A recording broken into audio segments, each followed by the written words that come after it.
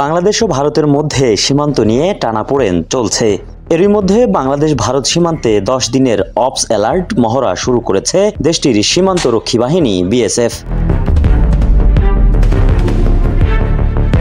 গত বৃহস্পতিবার ভারতীয় সংবাদ মাধ্যম এএনআই এক প্রতিবেদনে এ বিষয়টি নিশ্চিত করেছে। এএনআই বলছে মহড়াটি 31 জানুয়ারি পর্যন্ত চলবে। এটি শুরু হয়েছে গত 22 জানুয়ারি থেকে। চাকরি হচ্ছে না, কম্পিউটারে দক্ষতা নেই? আজই যোগাযোগ করুন জেলা পরিষদ কম্পিউটার আলোর পথে, রংপুর।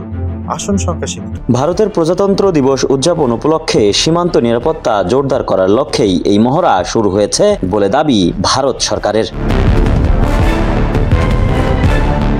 বিএসএফ এর তরফ থেকে দেওয়া এক সরকারি বিজ্ঞপ্তিতে জানানো হয়েছে, বাংলাদেশের বর্তমান পরিবর্তিত পরিস্থিতির প্রেক্ষাপটে ভারতের আসন্ন ৭৬তম প্রজাতন্ত্র দিবস উপলক্ষে এই পদক্ষেপ নেওয়া হয়েছে।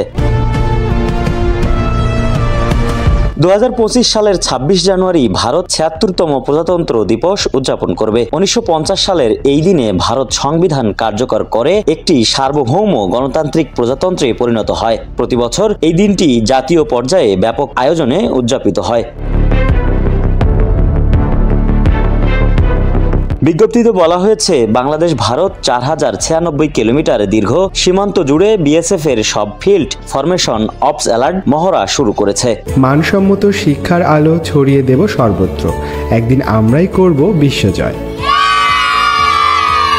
মেধা তৈরিতে, মেধা বিকাশে, মেধা মূল্যায়নে শিবরাম স্মৃতি pre cadet school and college, Rangpur.